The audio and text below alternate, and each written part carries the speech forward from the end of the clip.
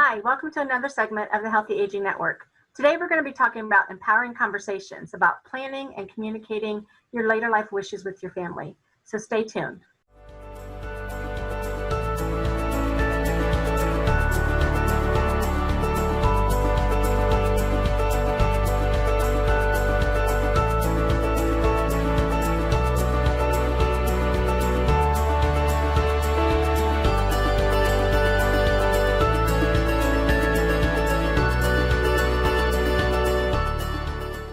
Hi, welcome back to another segment of the Healthy Aging Network.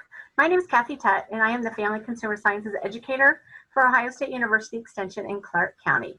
Today we're going to be talking about empowering conversations about planning and communicating your later life wishes with your family. Today I'm with Kendall DeWine and Dennis DeCamp from the Ohio State University Extension. Let's start with you, Kendall. So can you tell me a little bit about yourself?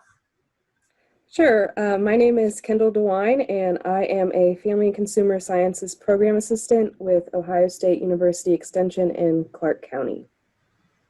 Great. And Dennis, how about you? Can you tell me a little bit about yourself? My name is Dennis DeCamp, and I'm an extension educator in Family Consumer Sciences, and we are located in Scioto County, about 2 hours south of the capital of Columbus, Ohio. So we're talking about families today, and I want to ask you, Dennis, as we start our conversation, when is it that you think that the role of parenting actually ends? Well, some would say the parenting ends when a child graduates from high school or from college. Some may say when they get married and have children after they're married and start their own families and their careers. But sometimes the truth is that parenting ends when we are preparing for and participating with our children with their roles for your last years. It's almost become a reversal of where the parent takes care of the child later on in life, the child takes care of the parent. And so it's a reversal of roles that we see, which is kind of unique to us, we are humans. So in the past, we've used reactive measures to address aging issues. Those reactive measures often occur because of a crisis. Results of family and loved ones are forced into a hurried plan of action without communication or consideration of all wishes of the loved one involved in this situation. In order to meet the needs of an aging adult, it's important to address issues head on and have knowledge of that with full understanding of the desires of the one that is going through this process as they age. Planning communication will ensure that you are able to address later life issues on your terms. So I'm guessing it's really, and we talked a little bit about the aging adults and how this conversation is important, but I'm guessing it's really never too early to begin this conversation. I read a global survey about later life planning, and 90% of those who were surveyed said that talking to their loved one about the end of life care is important, but yet only 27% of those had actually done so. So Kendall, why do you think it is that people don't plan ahead? Well, the first reason is that it's an emotional topic. Talking with your children about your later years can be difficult, distressing, and disheartening, especially when you reach the part concerning the declination of your mental and physical health, and ultimately the end of your life. Many parents want to sweep it under the rug to protect their children. However, the issue with protecting your children is that when a crisis occurs, your family is forced to make quick and ill-advised decisions. The second reason is that they want to avoid the inescapable change. The last years of your life can be freeing and wonderful, and you are no longer restrained by the working world. You might have grandchildren and more time for activities you may enjoy. You may have the opportunity to explore new corners of life that you can never find the time for in your younger years. Seeing as these last years of your life can be so enjoyable, you want to hold on to them for as long as you can. The third reason that people don't plan ahead is that they want the current parent-child relationship to continue. So like Dennis mentioned, when someone can no longer take care of themselves, a role reversal occurs and the parent becomes dependent on the child. When older adults turn over control, they tend to develop fears of becoming defenseless, worthless, a hardship on their family, and abandoned by their family. And the fourth reason is that planning ahead can be overwhelming. Thinking about and gathering the important information can be a lot to handle. Finding a place to start seems like an insurmountable task. Thank you. So with all those reasons, no one really knows for sure what will happen during the journey at the end of their life.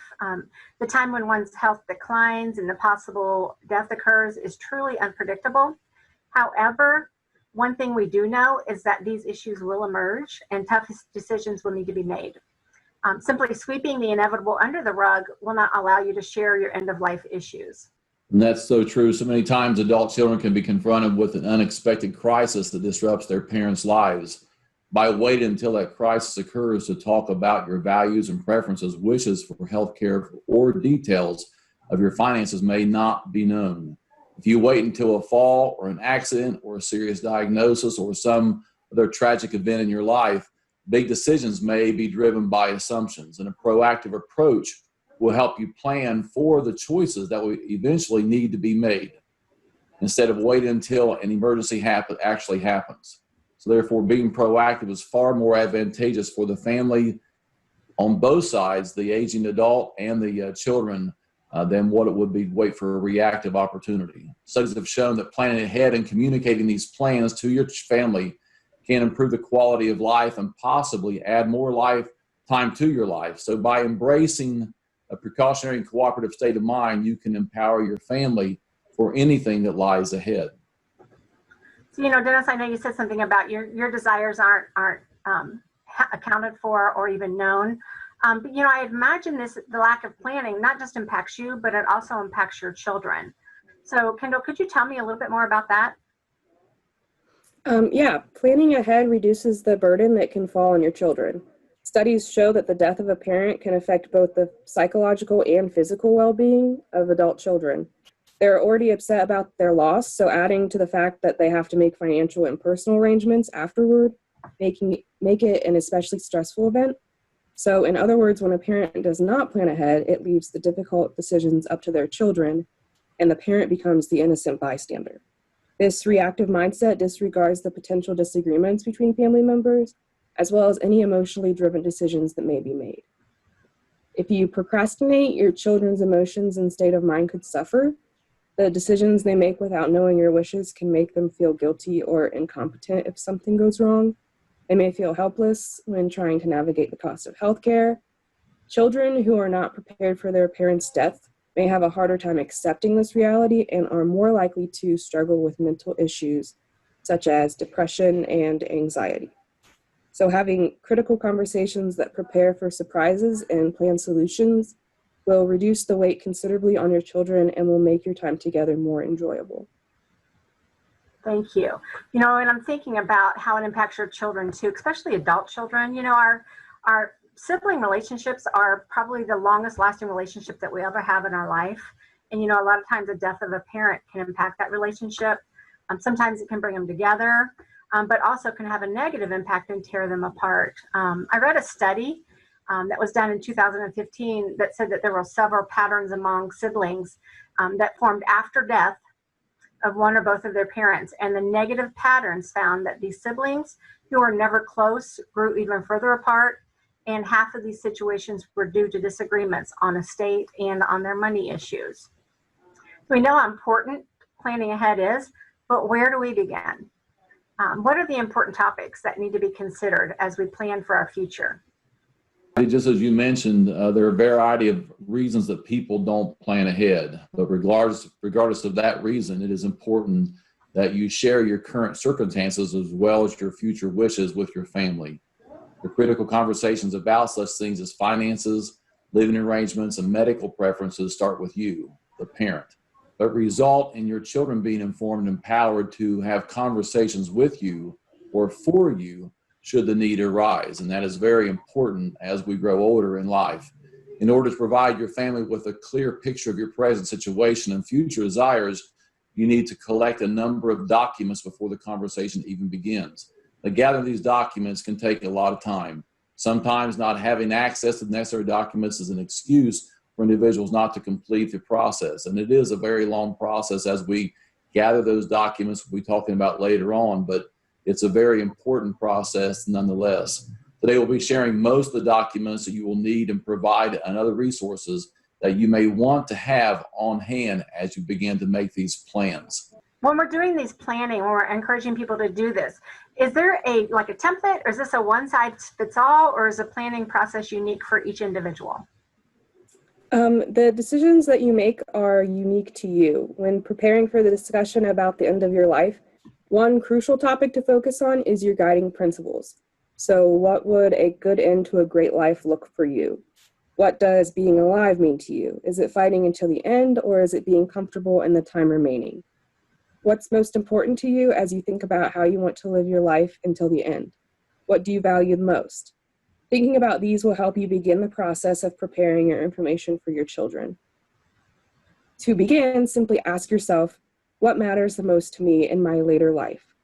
And some of the answers may be to remain healthy and active, to stay or move near family, to remain in my own home for as long as possible, to be around people I love, to be financially secure, or to travel. So after we've determined our values and our guiding principles, what are the next things we need to consider? What are those important things that we need to include in our plan? I think the number one thing most people think about when it talks about the end of life is your finances. But sometimes they may forget about living arrangements. They also may forget about medical care and your end of life wishes, which is very important to a lot of people, but they don't spend a lot of time thinking about it and planning ahead for that. So when you determine your future of your finances, you want to create a plan that you know what resources will be available to you and your family. This knowledge will help shape the decisions on things such as your living arrangements and medical care. Your finances may dictate where you spend the last years of your life, and it may not be where you want, but your finances will dictate that. One such plan would be a retirement income plan, which will outline your anticipated income and expenses. When creating this plan, it is recommended you hold off on receiving your Social Security benefits as long as you can in order to figure out if you will outlive it or not. You should analyze your nest egg savings as well. So many things when it comes to finances is very important, as your last wishes will be carried out.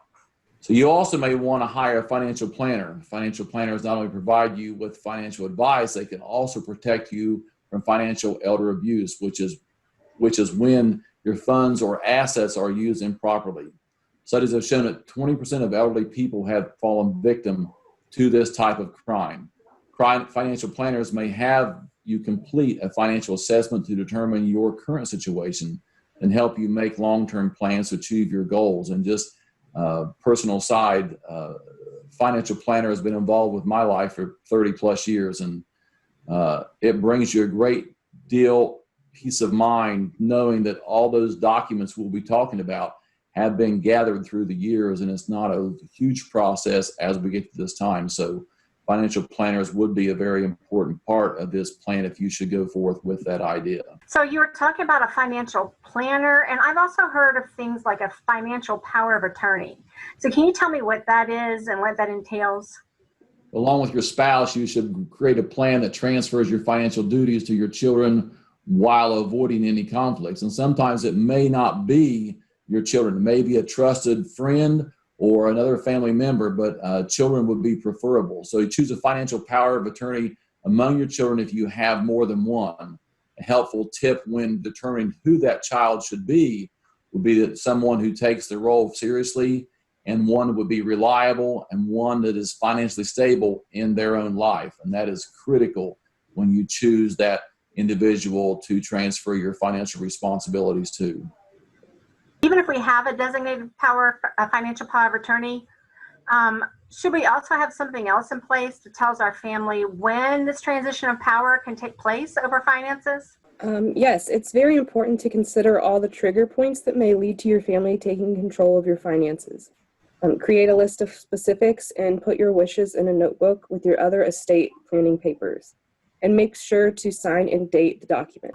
So I guess some of those things may be some of those points that we know that we need to do some transitioning. Might be like if bills are not being paid, or if money seems to be that we can't account for, just different instances like that might make us need to have those transitions in place. So I think we touched on finances a little bit. So now can we move on to another important topic, which is living arrangements? Sure. To avoid the all too common outcome of being placed in a nursing home because your children made a quick and ill-advised decision, a long-term care plan must be put in place now. So consider the following 4 options: living at home, moving to an outside facility, moving in with your children, or even living with friends your age. The first option is continuing to live at home. A survey completed by Pew Research showed that more than 9 in 10 of their participants aged 65 and up live in their own home. However, this statistic changes as adults grow older. In fact, the survey also shows that 30% of those ages 65 to 74 live alone, and 66% of adults over the age of 85 live alone. As with any other critical decision, you should think about the benefits and challenges of living at home.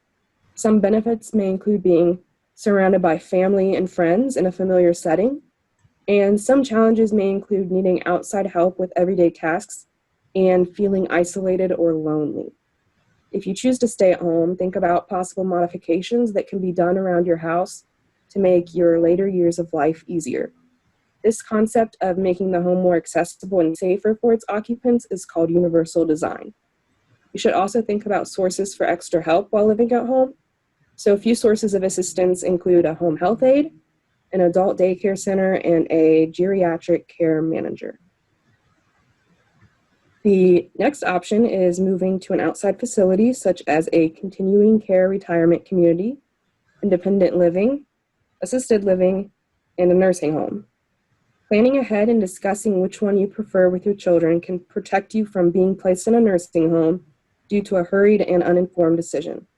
So keep in mind that some continuing care retirement communities require that one lives in independent living before they can switch to assisted living or a skilled nursing facility. To involve your children in this discussion, organize family trips to some nearby facilities. This way, all of you can see for yourself the pros and cons of each facility. Some questions to think about when visiting each place and checking online resources such as the federal government's Nursing Home Compare website include: how competent are the staff? Does it feel like home? Are there any activities or other forms of entertainment offered? The third option of living with your kids can be less expensive and a positive experience for your family. While this may sound good at first, you will want to discuss some possible issues with the whole family, such as how will the finances be arranged? What do your kids think about you moving in?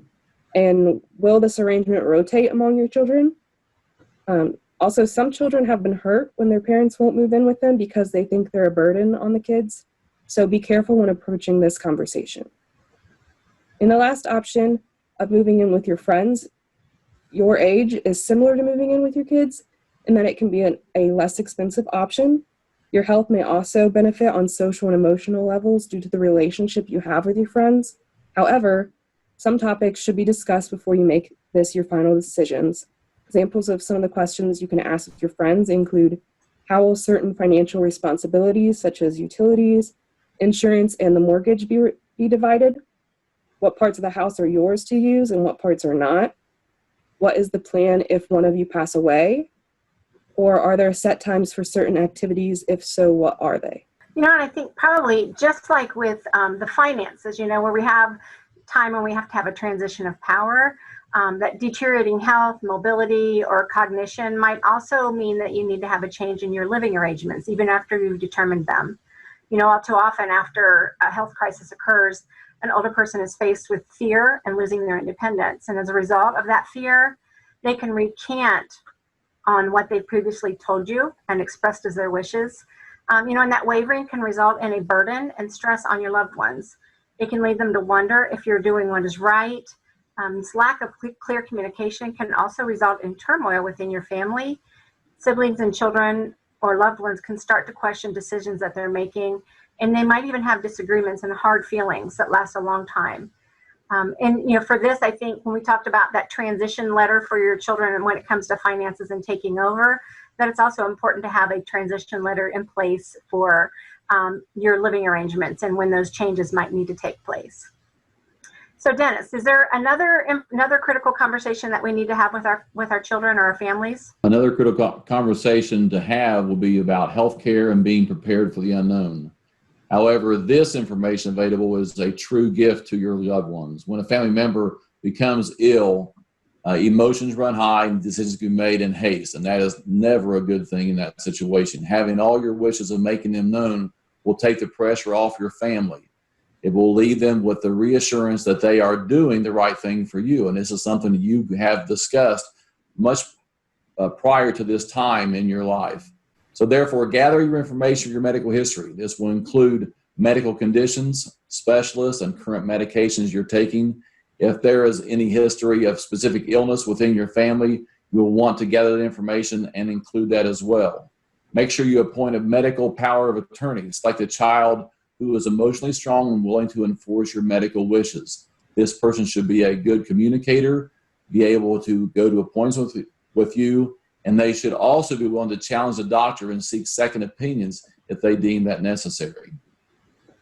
You know, and Dennis, just like you said a minute ago too, it may not even be one of your children. It may be someone outside or a trusted friend who maybe is not as emotionally attached and can make those good decisions. And so the last critical conversation that we need to have is burial and funeral information. This is another time when you'll want us to consider what is most important to you based on your values and your beliefs. Yeah, so therefore, as you walk through this process, there's some questions you need to be answered. And this is the discussion you have with your family, with a trusted friend. If family is not interested in assisting you, which would be sad. But anyway, do you prefer to be cremated or buried? What type of service do you like? Do you want a funeral like we have done for many years in this country, or a celebration of life, or some type of memorial service? Do you have a preferred funeral home you would like to go to after you pass, or the specific funeral director? Do you have any arrangements for organ donations? And that should be taken care of well ahead of this time. And where would you like to be buried, and what kind of grave marker do you want? These are all difficult decisions, as you can tell as we discuss these. Some other things that could help in that decision making: are you a veteran, and are you aware of any veteran benefits for your burial? Do you prefer people donating to a charity instead of buying flowers? Do you want to write letters to your family and friends for them to read after you have passed, to pass on that last bit of information you'd like to share with them, or thoughts you had about them? Do you have pets? Who do you want to care for them after you pass away? Do you have any other final wishes that you would like your family to know about? All those things very important, but also, as Kendall said before, very emotional conversations that you would have. And the right mind and the right people would make that very important, as an important part of the process. So as you begin the process and creating a plan for your family, and before you see an estate attorney, you will want to gather important information and documents. And to keep your legal documents safe, you should make copies of them for your attorney and family, and store your originals in a secure location. Having everything in one specific location will benefit the entire family and when a life-changing event occurs. These documents will give your family a clear understanding of your wishes. So here's a list of things you should gather as you start down this path. We recommend writing down the locations of the following key documents: your birth certificates, your social security card, your passport, marriage license, your trust documents, if you have those, and death certificates. Also, as your finances you collect should have these documents: insurances for your life, health, home, and vehicles would include your name, carrier, policy number, and policy type, your tax return for the last 7 years and where those are located. Your banking information was very critical, writing down a contact information and account names and numbers for your checking accounts and savings accounts, and make sure you also have somebody else's name on those accounts was very, very critical. Not a power of attorney, but somebody's name actually on that account with you. You should also list any safety deposit box you have, as well as the location and its contents. In order for your kids to access these without a court order, you need to register your kids' names with the bank to access those boxes. Your credit card information, please make copies of any credit cards you have, and include where to find the most recent statements. Your investments, pensions, and loan informations should be a record of inventory of current investments and where to find them. Inform your children on the location of the most recent Social Security statements, as well as any company pensions. Another one is a proof of ownership. Make sure you collect all your original documents of any housing and land deeds, titles for your vehicles and boats, your cemetery plots, savings bonds, and store them in one location. And the last thing is valuable information. Make sure a list of valuables such as jewelry, heirlooms, art, antiques are being secured and including your recent appraisals with that. So for medical information, make sure your doctors create a list of your current health professionals, record their names, specialty items, and addresses, and why you're seeing them. Medication, please keep a current list of your medication. You may want to put that on some type of a document where you can change that as your medication changes or your dosage changes. Your advanced directives would be your durable power of attorney, a person designated by a patient to make healthcare decisions for you after you're incapacitated, a living will, a document that outlines one's wishes involving medical treatment and often includes a DNR, a do not resuscitate order. You can also record, explain your last wishes, and this is the opportunity to explain your wishes and reasoning behind them. Record your funeral and burial preferences here as well. You can also add a pre-written obituary to save your family from having to do it after you've passed away. Make sure to include a copy of any pre-planned and prepaid arrangements and indicate if you have any burial insurance. I know this conversation is difficult, and we talked about putting everything into a notebook to kind of guide the conversation. But some of the things I think that we need to think about also when we're preparing for this, first of all, is to prepare yourself, right? Are you going to face some challenges within your family? Do you need support? Do you need someone from the outside to come and help you? Factoring your children's emotions. Also, building a frame of reference by putting some guidelines on there, and then making sure you have a comfortable tone when you begin this conversation. It's never too early to start, but you need to have the conversation with your family while your mind and body are still functional and at its best. Don't procrastinate, because life may end abruptly or change due to an illness or an accident at any time. So there's no reason to wait to begin life planning. Thank you both so much for joining me today. And again, if you need to contact us, our information will be on the screens. Thank you.